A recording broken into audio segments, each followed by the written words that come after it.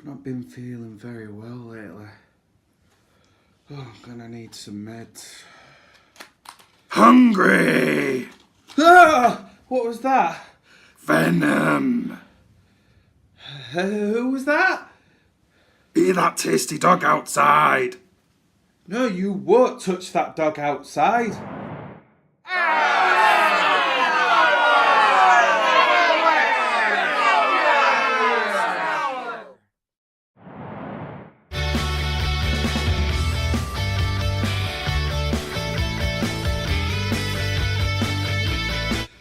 Venom. Hi guys, this is BeevDawg, back at you with a Blu Ray review today. As you guessed, Venom. This is where I throw my money at Blu-rays so you don't have to. So before we get into the actual review of Venom, I just want to point out that back in Spider-Man 3, the original Tobey Maguire trilogy, I was very disappointed with the villain Venom. He was a very serious Marvel villain. Everyone kind of likes him. He stands out from the rest of them. He's one of my personal favourites. And he, to be honest, I believe that he should have been a two-part film back then, because he's a serious threat. In the comics and in the actual TV kid shows, he's been such a troublesome character for Spider-Man that when they just threw him into Spider-Man 3, he would just straight in and straight out, and he didn't seem like a big deal, a big threat, and it was wasted in my opinion. But now that he's got his own film, this is the spotlight that he deserves, but is it good enough? Does he stand out, and is the film great? Starting off, I don't want to get too much into the plot because superhero films are actually quite simple plots. As you know, Venom, as they relate to him, is a symbiosis that crashes on Earth in a rocket, and they have to bond with the correct human being in order to be most compatible. If the symbiosis, the alien Venom is not compatible with the right human being, then they will just eat the organs of that person and the actual person just dies. So there are 4 symbiotic aliens. One of them gets out at the crash site of the probe, takes possession of this woman. An ambulance lady takes off in the ambulance, throws the ambulance over, and then walks away. And through the scenes of the in and out of the clips of the film, this symbiote then comes to possess Carlton Drake, the main villain of the actual film, who is then, we know as Riot, the actual main evil symbiote, or the leader of the symbiotes. Venom is the other symbiote, one of the other 3 symbiotes. He's collected and taken to the Life Foundation, which is run by Carlton Drake himself. That eventually gets out. The symbiote Venom then manifests itself with Eddie Brock. Now this film, at some point, way back when, was meant to be R-rated, but unfortunately it was PG-13. This means that we don't get a Deadpool, we don't get an X-Men Wolverine, where there's blood and all sorts going on, spilling all over the place. We get none of that. Because it's PG-13, we see Venom bite people's heads off, like 3 people's heads off in the whole of the film. But when it happens, the camera cuts away and we see someone's reaction. And that's all you see. It's a bit of a letdown that it wasn't R-rated, because we could have seen all sorts of blood and gore, and it could have been that black sort of comedy that should have been a Venom that people were expecting.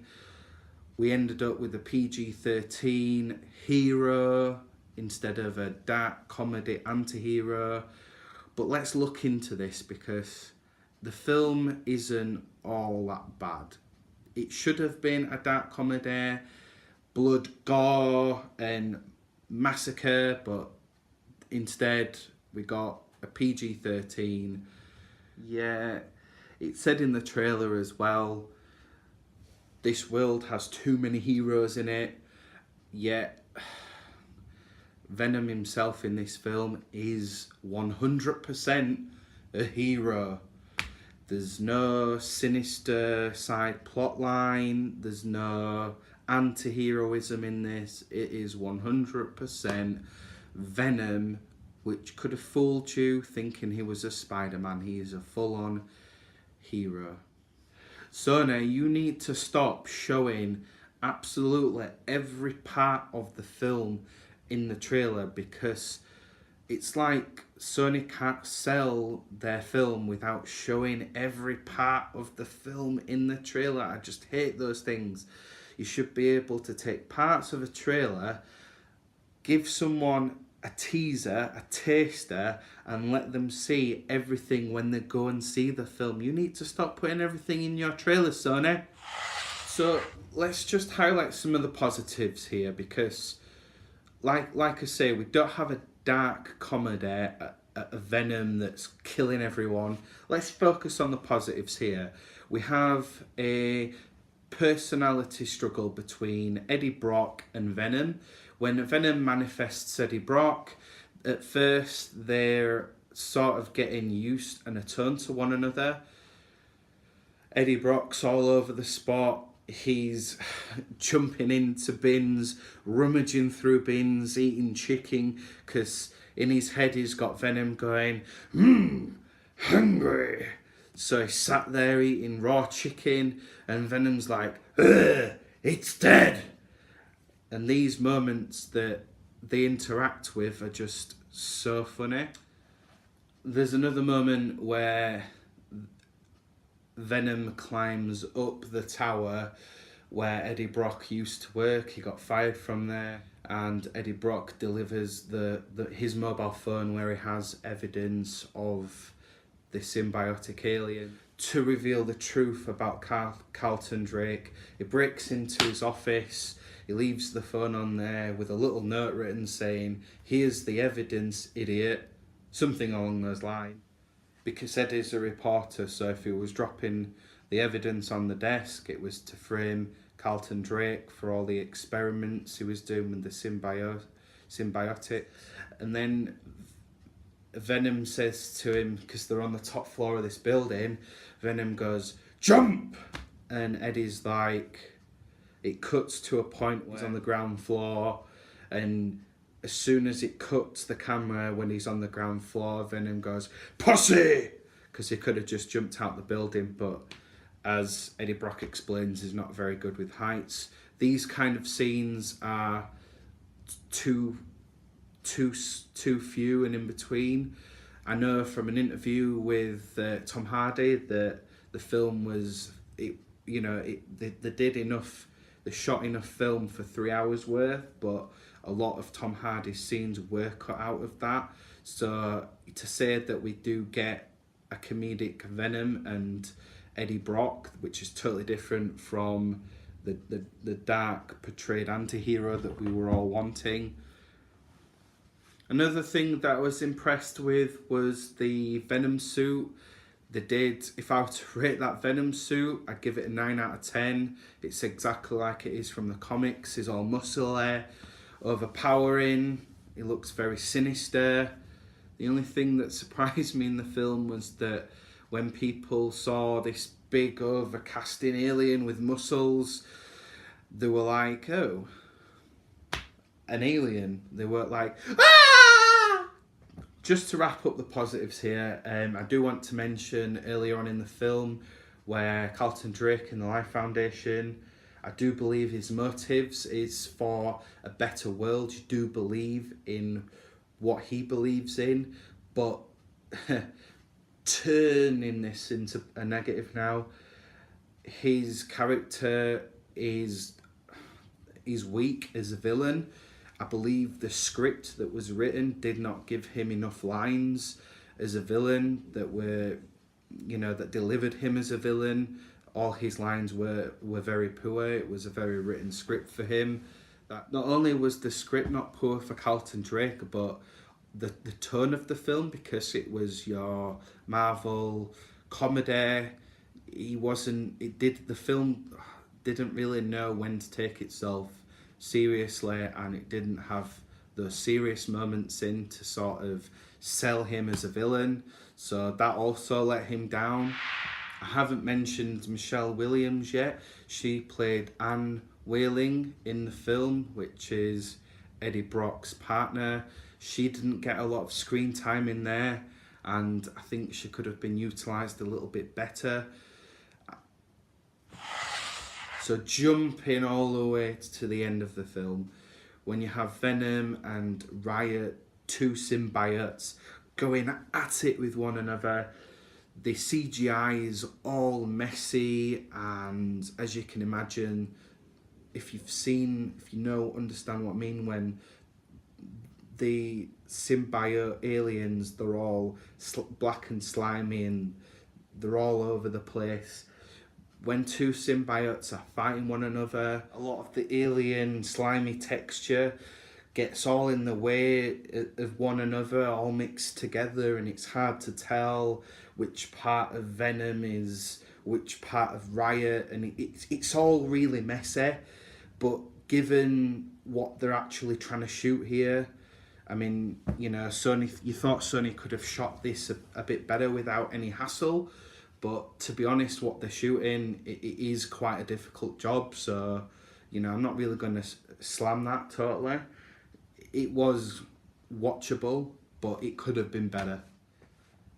There are some well-shot scenes in there. There is this one scene where Venom is fighting his way out of a building with a SWAT team shooting at him, throwing grenades at him. He does not kill any of the SWAT team, as again, he's a hero, not an anti-hero. If it was R-rated, you could have had some dirty police on there, thrown in a bit of blood, and whacked together a totally different Venom. But like I say, that is what we got. Okay, so we're just going to have a look here at what the critics and what other people thought of this film. So looking here, the critics have had their teeth into this. It's got a Metascore on IMDb of 35. It seems as though the people that watched this film decided they liked it better overall with the version that we were given, rating it 6.8.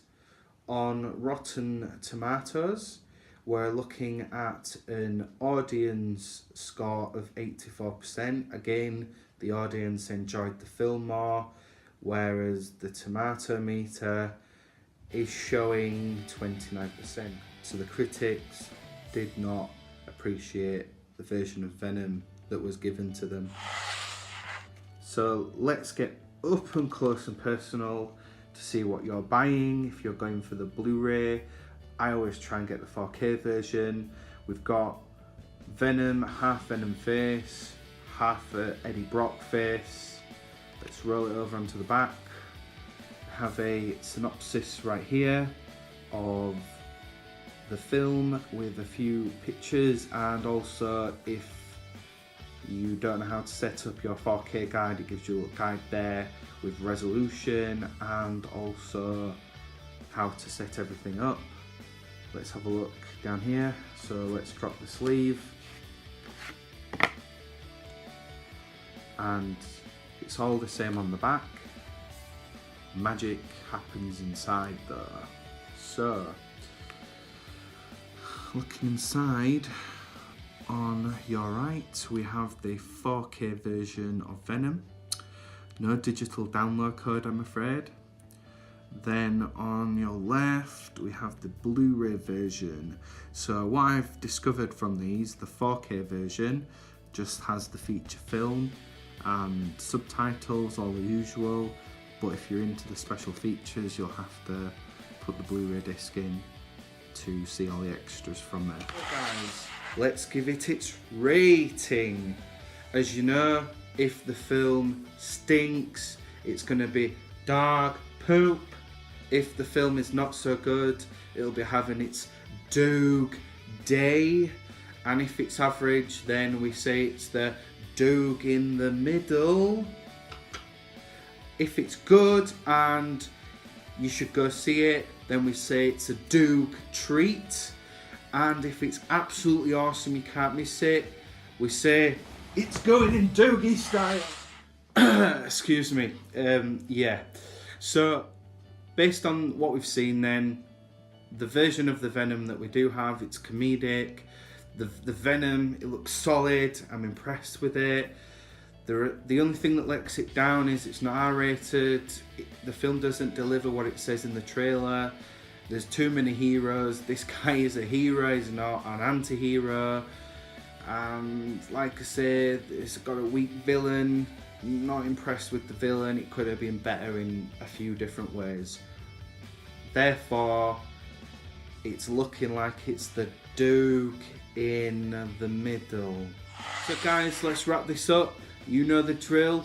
If you like this video, you need to go down below, hit that like button, then scroll all the way over to the bottom, hit that subscribe button, and if you want to be notified for any future videos, go down and hit that bell. There's a link down below. If you want to purchase the film, just go down there, hit the link, and then go buy it. So this was my 4K review of Venom. I'm BeevDawg, and make sure you keep it real.